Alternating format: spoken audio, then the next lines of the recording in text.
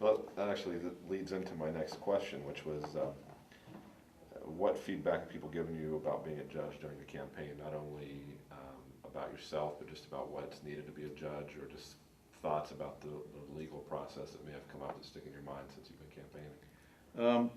Really, I think that, this may sound self-serving, but most of the people that I talk to are looking for experience. A lot of people come up to me and tell me the gray hair helps.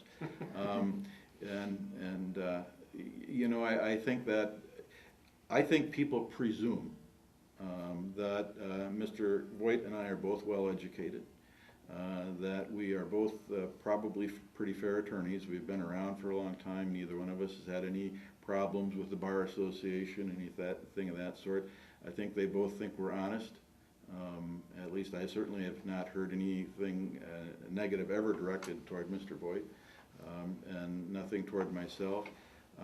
It's a little bit difficult to gauge because people mostly are not going to say anything negative to you to your face. I mean, they thank you for coming and they appreciate your appearance and what you have to say. But the thing that I hear most frequently that people like about me is my age and my experience. They feel that I've got the perspective of age, and no criticism of anybody, but I don't look at the world the same way today that I did when I was 40. I've raised a family to adulthood now. I've suffered through a lot of things in that experience. My son served 2 combat tours in Iraq. That was very stressful for our family, but it was something we had to work through. So that seems to be what people are looking for when I'm talking to them. I think that is it. I think they assume that as attorneys we're capable and we're in good standing. They feel that, as I said, I've got the gray hair. Well, actually, my experience really is not a whole lot different in at least a couple of respects. Certainly, at least early on, I think people were hesitant to say anything negative or to challenge anything. If they asked questions, there were maybe obvious sorts of things about background or how long I've been in town or those kinds of things. Since things have heated up in Madison, it's been a little more obvious. People have been challenging assumptions, asking. I've gotten a lot of questions about what party I belong to, or they'd heard a rumor about where I was going or what I was doing or those sorts of things. So I've certainly been challenged in those ways. I've gotten a lot of questions about the state budget process and what I think about the governor or the senators that have left or that did leave and have come back. Both sides of the issue, lots of people asked those kinds of questions, which makes it particularly difficult in a situation like this where litigation obviously already resulted in that. That's far from over, and more litigation is likely to result. And so those are the kinds of questions that I seem to be getting most frequently. Certainly every once in a while I will get somebody that will, without blinking an eye, look at me and say, are you sure you're old enough to do this? That has happened a couple of times, and I will have said to all of those folks, yes, I absolutely am. I have spent my career aiming toward this goal. I have left no stone unturned so that I would make sure that I was prepared for this opportunity when it arose. There's no question that Tim's gray hair is one big disadvantage for me, and I say that completely in jest because it doesn't matter.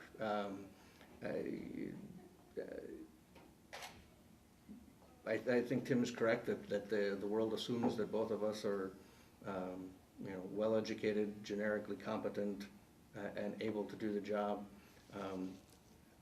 Other than some of the political issues that have come up more recently, it was almost random how it appeared from the people's questions that they were going to try to make a decision. Until that happened, I don't know that I could have told you that I had seen a pattern to the kinds of questions that would lead me to believe that people were making a decision based on a set criteria. Okay. How are you answering those questions when people ask you what you think of what's happening in Madison? What party are you? How are you answering those questions? Well, I'm not a member of either party, never have been, and I believe it would be inappropriate for a candidate for judicial office to take a position on what's going on in Madison because of the potential for litigation. And not just the litigation that already exists, because most of that litigation is going to happen in Dane County, but not all of it. There are certainly provisions in the law, in the proposed law, that could lead to conflicts in other places, lawsuits that would not necessarily involve the state of Wisconsin. And so that makes it particularly difficult. It's the thing that everyone wants to talk about, and the thing that I really can, and I'm sure Mr. Henne either. We can't take a position about that situation because of the threat of litigation from it. Mr. Henne, are you getting questions like that? Not really. I have not been. When I have been out campaigning, I have run into people who have observations that they want to share with me, but they really haven't been questioning me about that. I've gotten, and Andy will remember, we had a forum at the Portage Public Library, and I got when I was being questioned by the audience, I was getting questions that didn't really relate to being a judge or to the current political environment. It was almost comical because I was the second one, and people, I think, were still trying to formulate questions in their mind when they were asking me questions, and then I had to stand down for the other candidates, and by the time the other candidates and Mr. Voigt got up, they were getting really good questions, and I was in the back of the audience saying, I want to answer that one. You know, that's my question. But I haven't really, first of all, I've studiously stayed away from any type of partisan organizations or meetings. I haven't gone to anything where there's been any politics associated with it. So when I've been out at Rotary clubs or Optimist clubs, town hall meetings and things like that. And as I said, in town hall meetings that will come up, but it will be discussed among the other elected people there, and they really don't use their time to ask me about it. They more want to know what kind of cases have I handled over the years, and you know, things of that sort, but they really haven't asked me. I'm kind of surprised, because it is almost every place you go, that's what people are talking about. But, I'm sorry. go ahead. Have you stayed away from that your entire career? No, Politics? no. When I was district attorney, I was elected on the Democratic ticket. I'm proud of the fact that I was the first Democrat elected in Columbia County in 64 years.